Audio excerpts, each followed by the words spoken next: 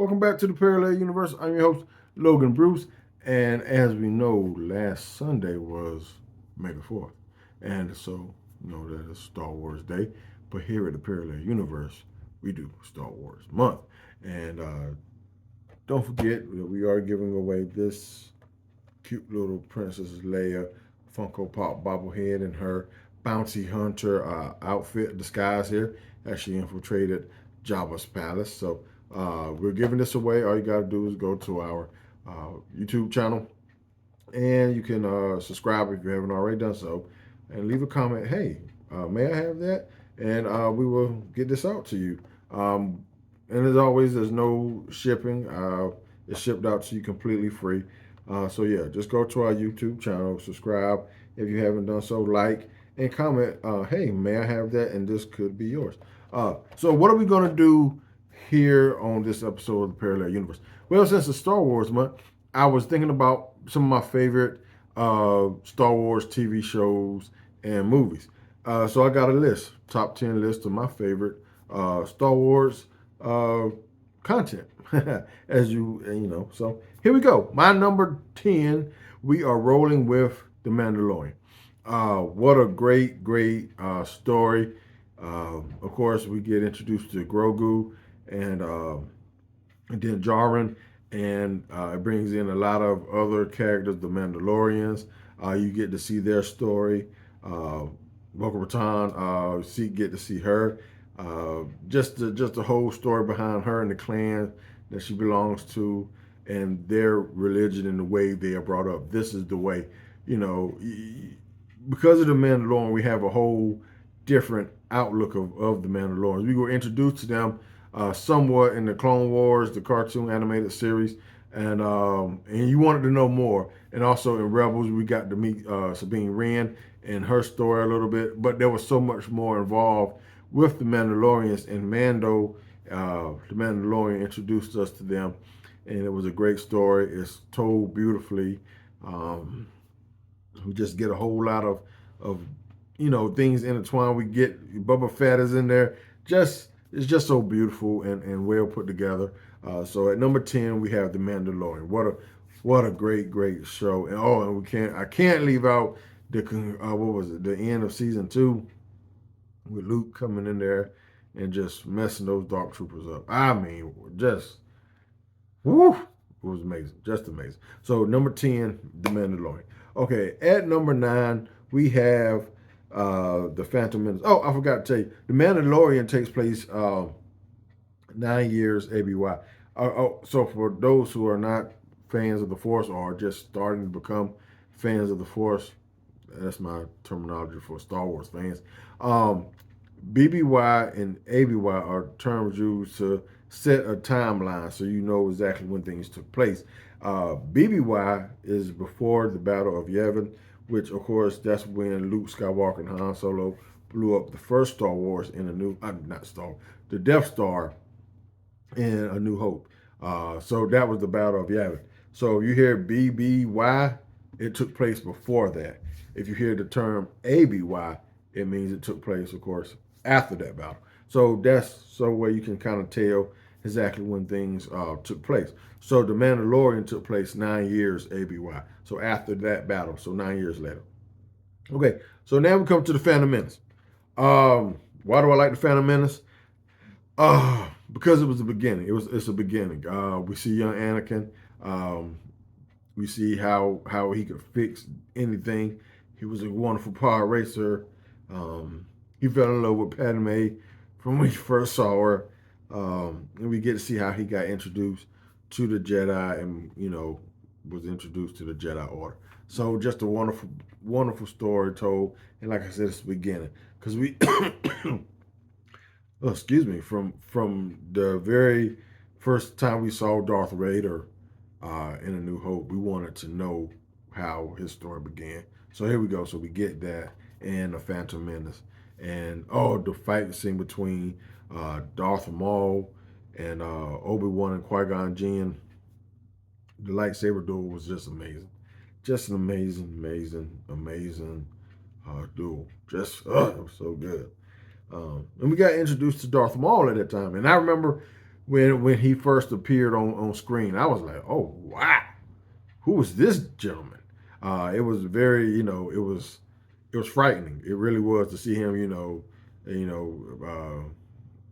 Darth Sidious say, "Not for Sith." I mean, Darth Maul appears on the hollow screen, on the holocam, and you were like, "Oh my god," So it was just a good beginning, just great. So the Phantom Menace is at my number 9 spot. Okay, so number 8. I think a lot of people, a lot of the ones who are the fans of the Force, who didn't see or were first introduced to Star Wars, if they were introduced to the prequel sequels, I think this is like their favorite because that's how they were introduced to the prequels. The Phantom Menace, Clone Wars, and then my number 8 spot, Revenge of the Sith. So we get to see the downfall of Anakin Skywalker, the chosen one. We see what led up to his downfall and the emotions that were felt behind seeing that. I know for me, I was caught in between being sad and being enraged, because of seeing this and seeing what happened and everything, and just his downfall and the battle between Obi-Wan and Anakin is amazing. Longest Star Wars lightsaber battle or duel ever. Just the choreography for that, I think they said it took weeks, or maybe months. I can't remember. I just know it was a long time for them learning that the choreography between Hayden Christensen and Ian McGregor to when they filmed that. It was great and just wonderful, wonderful, wonderful. And then you get to see the rise of Vader. Um, so yeah, so that was just wow. And that took place 19 in between 19 and 18 BBY. I forgot to mention that the Phantom Menace took place 32 BBY. So back when, of course, Anakin was a young boy. The Phantom Menace 32 BBY and Revenge of the Sith in between 19 and 18 BBY. Well, time counts down, so it was 1918 BBY. Okay. All right. So now we're going to my number 7. Number 7. And I put two of these together because they go hand in hand. So it's going to be Andor and Rogue One. Of course, Andor we know is the start of how the rebellion kind of start, or the secret spying and gathering information of the rebellion. It started with Andor. Uh, we see how he got involved and everything, and how he was a spy and stealing things and just doing things to help the rebellion, to help finance the rebellion, so they could, of course, destroy it or fight against the Empire. So we get to see that, and it all comes to quote unquote ahead with Andor and Rogue One. Um, Still the same premise, still getting information to stop the or to help defeat the Empire. We see Cassian Andor again. He's back in Rogue One, and he gets a squadron. They go get the Death Star plans from Scarif, and it's a big battle and everything. So you get to see the kind of the build up of the Death Star, and also you get to see this Rogue One and where it came from and how they help um, the rebellion. Because right at the end of Rogue One is the beginning of A New Hope. So it was just wonderful. That scene at the end when Darth Vader is chasing the rebels to try to get the Death Star plans back. It's frightening.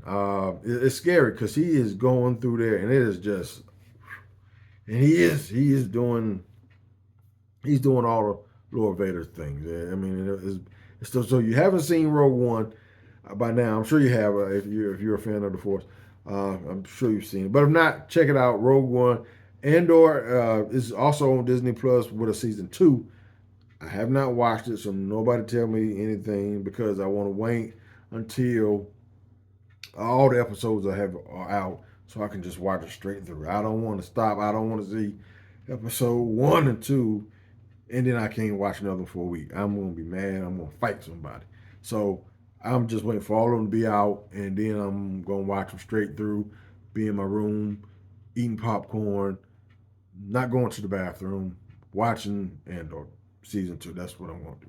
Now Andor takes place 5 years BBY, so before the Battle of Yavin, and Rogue One takes place, I guess, 0 BBY because it's right before uh, the battle. So maybe a week or so before the battle of Yavin. So that's my seventh pick, Andor and Rogue One. You know, I kind of just put those two together. Okay, so now six. Six is the first animated series that I have on my list, and I put these two together as well. Number six, we have the Tales of the Jedi, and that takes place at 68 BBY and 42 BBY. Those the stories that are told in the Tales of the Jedi take place during that time. We get to see a younger Ahsoka. I mean, like a baby Ahsoka, and she was using the Force even as a young one. Um, and we get to see other young Jedi's. We get to see Count Dooku and see his thinking and how. Oh man, excuse me.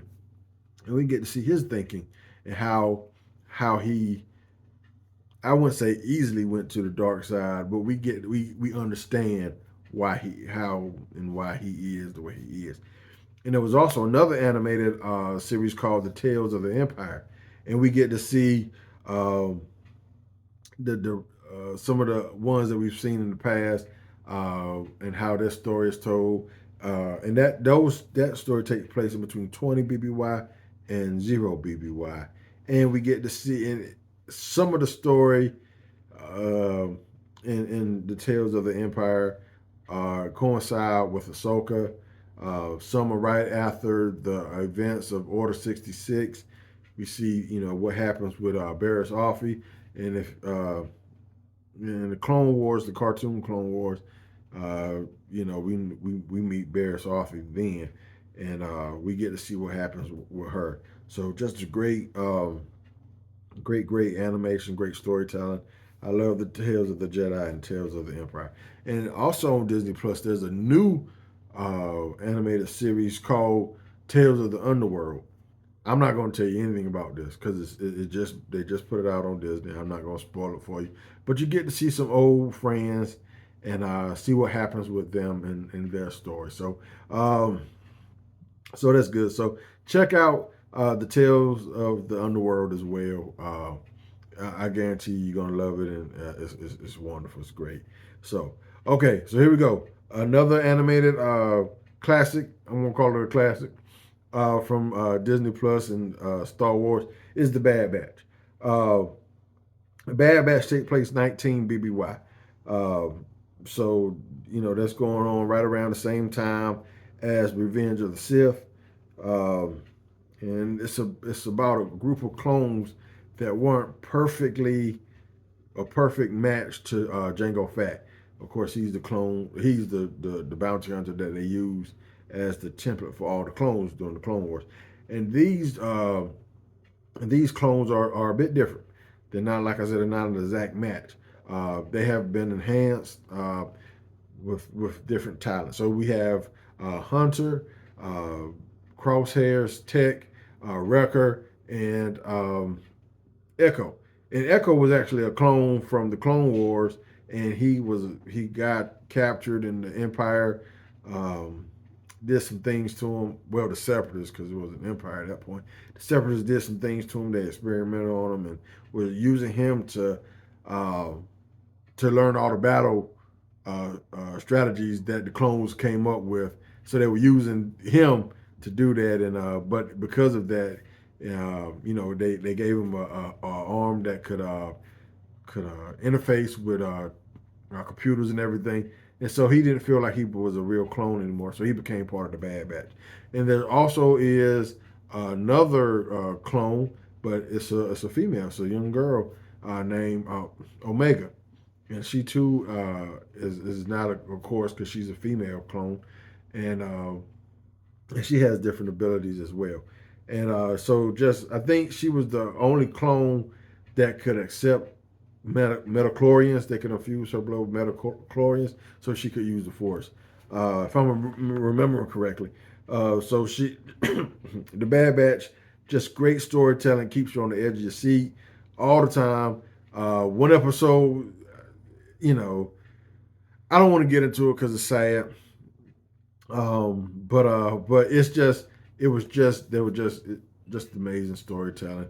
I love how they fit in. I love it wasn't directly tied to Luke and Vader, and they had their own things that they were taking care of, and you see how what the things that they were doing, how it played into helping the rebellion.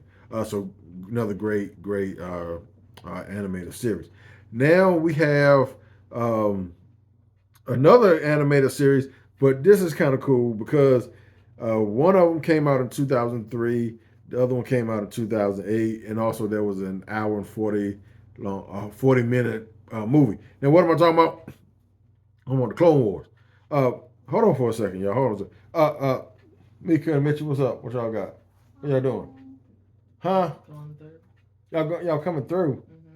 Okay, y'all go ahead on through.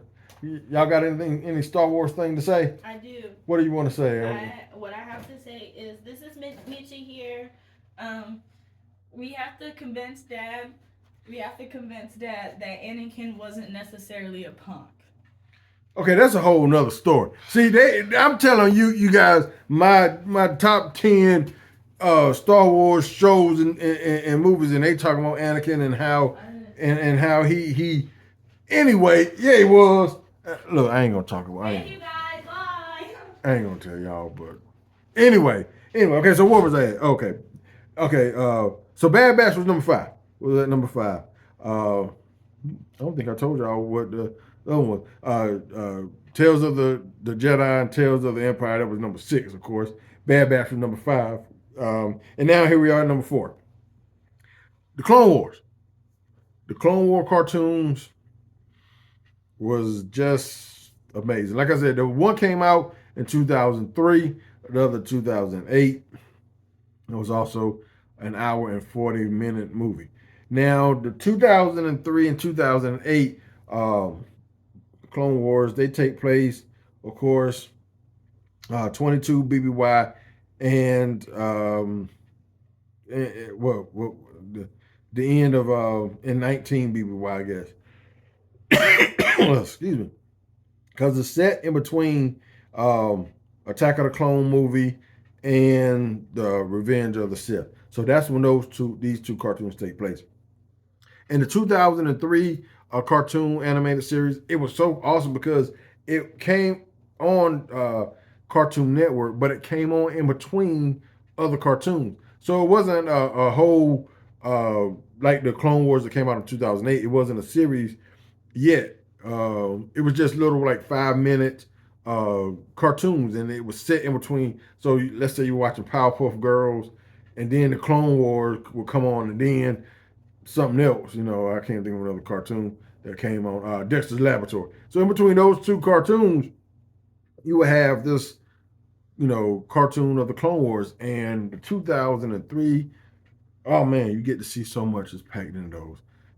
So check those out. You can watch them on Disney Plus. I think they're called the Clone Wars miniseries, and it is so good, so good. Matter of fact, we introduced to General Grievous in those episodes. We get to see Kit Fisto for the first time. So many other Jedi's we were introduced to. I think that we didn't. Well, we might have seen them. We saw them. I shouldn't say introduced because we saw Kit Fisto in Attack of the Clones, but we didn't know who he was. I didn't know his name.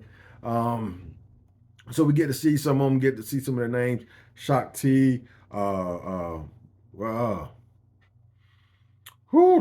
Mundi Kuramundi. You know who I'm talking about. We get to see so many different characters, and like I said, we do get introduced to General Grievous and General Grievous is terrible in this episode. So you thought if you saw him in the Clone Wars and thought he was always running and was scared of the punk, you got to check out the 2003. Check those cartoons out and tell me if Grievous is a punk after you watch them. I guarantee you're gonna be like, oh my gracious, General Grievous is. Mm. So, and of course, the 2008 Clone Wars, just just magnificent. They give us so much. I can't even break it down because we've all seen them. We all love them. Y'all know what the 2008 Clone Wars were. They were just simply amazing. And of course, the hour and 40 minute movie. All of these take place during the same timeline. Matter of fact, so in between the Attack of the Clones movie and Revenge of the Sith. But in this movie, we are introduced to a young Ahsoka Tano, and we all know, who she becomes later on. A powerful student of the Force or wielder of the Force, because she's not a Jedi, so I can't call her that. But she just becomes wonderful. So check out so check out the 2003, 2008, and the hour and 40 long movie of the Clone Wars. You're gonna love it. I know if you haven't seen it, especially if you haven't seen the 2003, check those out. And at the end of the 2003 Clone War miniseries, at the end, the last episode is the beginning of Revenge of the Sith. So right as that ends, 2003 Clone War miniseries, that last episode when it ends, when Revenge of the Sith starts in the movie starts, they coincide. They're right there together. Perfect. Love it. Awesome. Amazing. Beautiful. So now, number three. That would be Return of the Jedi. Now, why is Return of the Jedi number 3? Because we see it's kind of a closure. We see the end of Palpatine, even though somehow Palpatine comes back. Well, we know that story too. But we see the end of Palpatine. We see the end of the Death Star, the second Death Star. We see Anakin come back to the light side. So we see all these wonderful things happen. Just beautiful, beautiful story. And the original, I'm gonna say this. Let me get in close so y'all can see what I'm serious. The original ending to Return of the Jedi was just amazing. The song, come on, man. I can still, I'm listening. I can hear the song right now. You just in it. So do yourself a favor. I don't know how you can find it. I don't know if it's on the internet. You got an uncle that's got the old VHS tape. Somebody recorded off of TV. Something. Go and watch the original ending of Return of the Jedi. And if you don't like that ending better than the the special edition ones, something's wrong with you. Well, nothing's wrong with you, but in my opinion, something's wrong with you. Because that ending is so amazing. But you like what you like. So I guess just because that's what I saw first. And it's just great. Oh, and there's something else about the Return of the original Return. The song in Jabba's Palace. Okay, so if you haven't seen the original, the what is it, 83 release, 85, find it, pay somebody, bribe them, something so you can watch it because you're gonna love it. I guarantee you. You're gonna love it. Okay, and Return of the Jedi take place for ABY. Of course, that was after the battle of Yavin when the first Death Star got destroyed. So number 2, we are at 2, and that is A New Hope. So A New Hope is my second spot because it started off for me as far as Star Wars, and it was just so amazing. It was just breathtaking. I don't even know how to describe it. It was I had never seen anything like it. And I had seen Star Trek and everything, but this was just different. And it really made me believe there was this took place a long time ago in a galaxy far, far away. I really believed it. I believed in the Force. I believed there were lightsabers somewhere. I wanted one. There were X-wings. Han Solo was someplace in the Falcon and Chewbacca. I believed that was someplace. I believed it. And it was the beginning for me. And you got introduced to all these wonderful characters and a story that had a beginning that you didn't know, but somehow you wanted to know, and someone had to tell you because you definitely needed to know what the Clone Wars were. You just needed because Obi-Wan talked about it, and you had to find out what it was. So just the beginning of it, and it was just amazing. Just love it, love it, love it. So that brings me. Oh, and of course we know. A New Hope take place at Zero BBY because that's when the battle took place during this. Okay, so that brings me to number one. One. So what's my favorite? You guys already know. Do y'all want me to tell you? Do I have to tell you, or do you already know? I'm sure you already know. What is it? What is that? It's what? Yep, you guessed it. You in the back. You're right. It is The Empire Strikes Back. Hands down to me, just the best Star Wars movie. But I know what you're saying. Logan, why is that your favorite? Because the rebels got beat. A lot of times we see them win, but this kept it real. Was because you don't win all the time, and they lost from the beginning of the movie. They were losing. Luke got slapped across the face by a Wampa. I mean, right at the beginning of the movie, he got slapped. You're like, oh snap, Luke got beat up. Then